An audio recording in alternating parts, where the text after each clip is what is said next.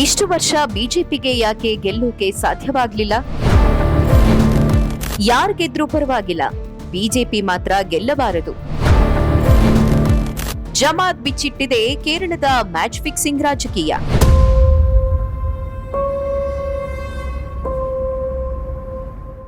ಇತ್ತೀಚೆಗೆ ನಡೆದ ಸ್ಥಳೀಯ ಸಂಸ್ಥೆ ಚುನಾವಣೆಯಲ್ಲಿ ಬಿಜೆಪಿ ತಿರುವನಂತಪುರಂ ಮಹಾನಗರ ಪಾಲಿಕೆಯಲ್ಲಿ ಜಯಭೇರಿ ಬಾರಿಸಿದ್ದು ನಿಮಗೆಲ್ಲ ಗೊತ್ತೇ ಇದೆ.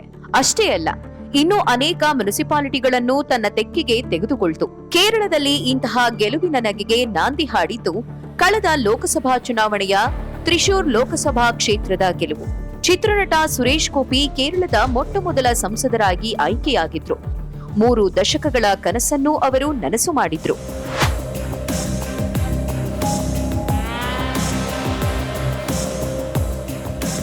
ತಳಮಟ್ಟದಲ್ಲಿ ಪಕ್ಷಕ್ಕೆ ನಿಷ್ಠರಾದ ಕಾರ್ಯಕರ್ತರಿದ್ರು.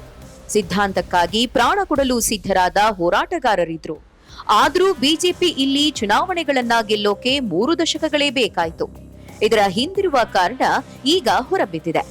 ಕೇರಳ ಜಮಾತ್ ಇ ಇಸ್ಲಾಮಿನ ಮುಖಂಡರು ಈ ರಹಸ್ಯವನ್ನ ಹೊರಹಾಕಿದ್ದಾರೆ. ಕೇರಳ ಜಮಾತ್ ಎ ಇಸ್ಲಾಮಿಯಾದ ಮುಖ್ಯಸ್ಥ ಅಮೀರ್ ಪಿ ಮುಜೀಬ್ ರೆಹಮಾನ್ ಸ್ವತಃ ಈ ವಿಚಾರದ ಬಗ್ಗೆ ಬಹಿರಂಗವಾಗಿ ಮಾತನಾಡಿದ್ದಾರೆ.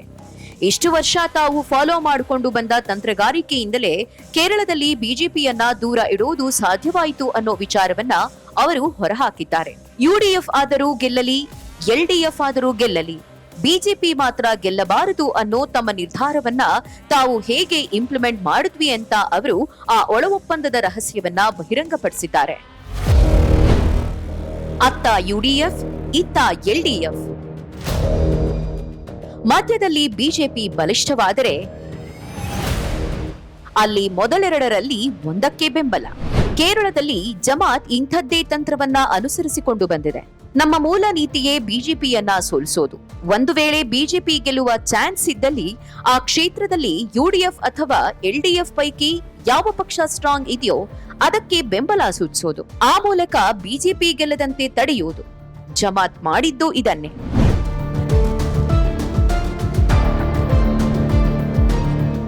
ಎರಡು 2004, 2006, 2009, 2011 ಚುನಾವಣೆಗಳಲ್ಲಿ ಜಮಾತ್ ಇದೇ ತಂತ್ರವನ್ನ ಅನುಸರಿಸಿತ್ತು.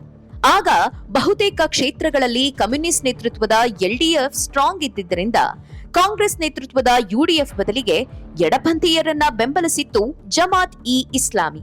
ಆದ್ರೆ ತಿರುವನಂತಪುರಂ ಲೋಕಸಭಾ ಚುನಾವಣೆಯಲ್ಲಿ ಬಿಜೆಪಿ ಗೆಲ್ಲುವ ಸಾಧ್ಯತೆ ಇದ್ದಿದ್ರಿಂದ ಅಲ್ಲಿ ಕಾಂಗ್ರೆಸ್ ಅಭ್ಯರ್ಥಿಗೆ ಬೆಂಬಲ ಘೋಷಿಸಿತ್ತು.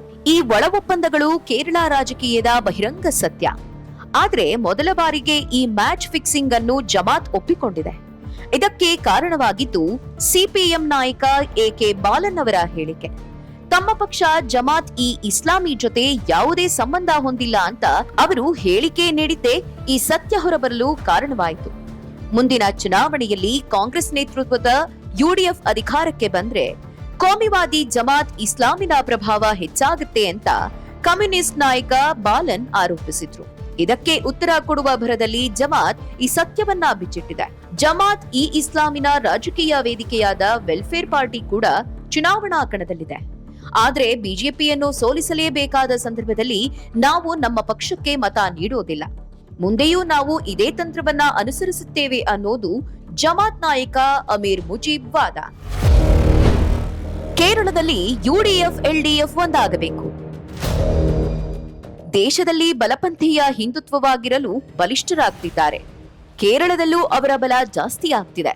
ಹೀಗಾಗಿ ಹಿಂದುತ್ವವಾದಿಗಳ ಓಟವನ್ನು ತಡೆಯಲು ಕಾಂಗ್ರೆಸ್ ಮತ್ತು ಕಮ್ಯುನಿಸ್ಟರು ಕೇರಳದಲ್ಲಿ ಒಂದೇ ಮೈತ್ರಿಕೂಟ ರಚಿಸಿಕೊಳ್ಳಬೇಕೆಂಬ ಸಲಹೆಯನ್ನ ಜಮಾತ್ ಸಂಘಟನೆ ನೀಡಿದೆ.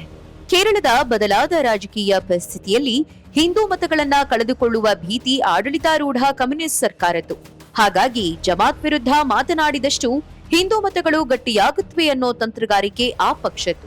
ಆದ್ರೆ ಈ ತಂತ್ರಗಾರಿಕೆಗೆ ಹಿಂದೂ ಮತದಾರರು ಒಲಿಯುತ್ತಾರಾ ಅನ್ನೋದು ಕುತೂಹಲದ ಪ್ರಶ್ನೆ. ಕಾಂಗ್ರೆಸ್ ಕೂಡ ಇಂಥದ್ದೇ ಸಂದಿಗ್ಧತೆಯನ್ನ ಎದುರಿಸ್ತಾ ಇದೆ. ಮುಸ್ಲಿಂ ಲೀಗ್ ಜೊತೆ ಮಾಡಿಕೊಂಡಿರುವ ಹೊಂದಾಣಿಕೆ ಹಿಂದೂ ಮತಗಳನ್ನ ದೂರ ಮಾಡುತ್ತಾ ಅನ್ನೋ ಭಯ ಆ ಪಕ್ಷಕ್ಕೂ ಕಾಡ್ತಿದೆ. ಒಟ್ನಲ್ಲಿ ಬಿಜೆಪಿಯನ್ನು ದೂರ ಇಡೋಕೆ ಕೇರಳ ರಾಜಕೀಯದಲ್ಲಿ ನಡೆಯುತ್ತಾ ಬಂದಿದ್ದ ಮ್ಯಾಚ್ ಫಿಕ್ಸ್ ರಾಜಕೀಯ ಇನ್ನು ಮುಂದೆ ಅಷ್ಟು ಸುಲಭವಲ್ಲ ಅನ್ನೋದಂತೂ 2 ಮೈತ್ರಿಕೂಟಗಳಿಗೆ ಖಚಿತವಾಗಿದೆ.